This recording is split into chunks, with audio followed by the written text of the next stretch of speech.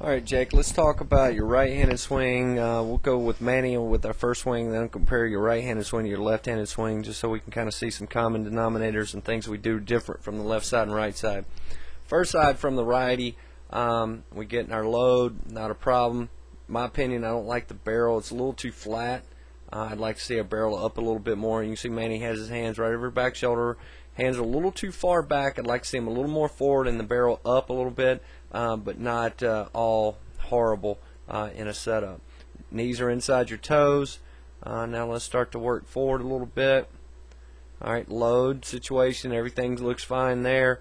A little too much loaded over this foot. Like to see how Manny has his knees inside his toes, which is keeping him a little more athletic. But there again, a small adjustment, not a major thing. We go to position 3, kind of load. Everything's fine there. Again, the hand's starting to leak a little bit to the back. Okay, we start to load. And here's where you start to see where you really start to see Manny has really an aggressive posture here. Okay, and you can see where yours is a little bit, but it just doesn't. You can see his front shoulder's really down, sinking into this, and really an aggressive posture. So we'd like to see that a little bit more. And I think that's just more of getting that barrel up, keeping your hands a little closer to you. You're going to feel as if you can be a little more aggressive with that lower half. Okay, so we start to progress forward. See Manny's front foot down, start to engage. He starts to firm up. And let's move you just a touch forward. And now we start to kind of get back lag. Everything looks good here. Let's move everybody forward. And we start to get into this area at contact, and you can start to see at contact, or at this angle right here, everything looks pretty good, but at contact here you can start to see where your chest is at the pitcher, belly button's at the pitcher. Where on the right side you can really see his head and belly button and chest down at contact, and you actually can see this small little area right here between the ground and his front toe. His backside's actually off the ground. Alright, and that's where that back hip and everything's really down and over contact, where it's difficult for you to get off that backside, which you're doing a great job of doing, but everything's spinning out on you. It's not staying through the zone, which is going to obviously create more power through the zone. Now the problem there is as I get here, I want to think about taking this back elbow and I want to driving it through the zone. As you can kind of see, Manny's elbows start to kind of really start to push here.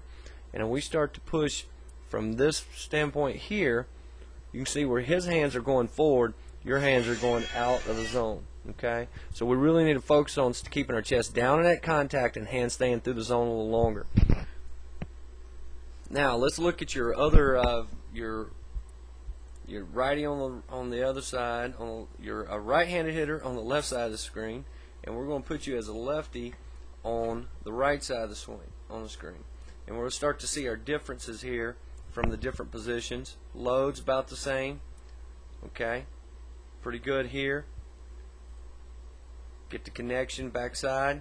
Okay, a little different pitches, so the hand's going to be in a little bit different position. But we can see there everything starts to straighten out. Now from the left side, you can really start to see a difference. How you're really doing a better job of keeping your belly button head down at contact, where kind of what we talked about before, how chest and belly button on the right side has a tendency to fly.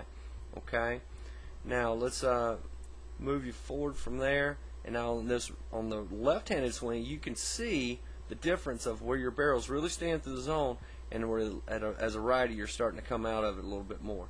Okay, so just a couple things that we think that we probably can gain a little more leverage with. But also be able to help you drive the baseball a little better and be a little more consistent from the right side.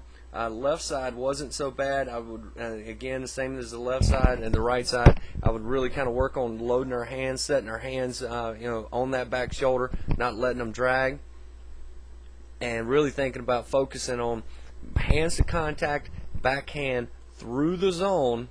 Okay, not out of the zone, which you are on the right side. This left-handed swing was pretty good, but we got to continue to work on a consistency with that.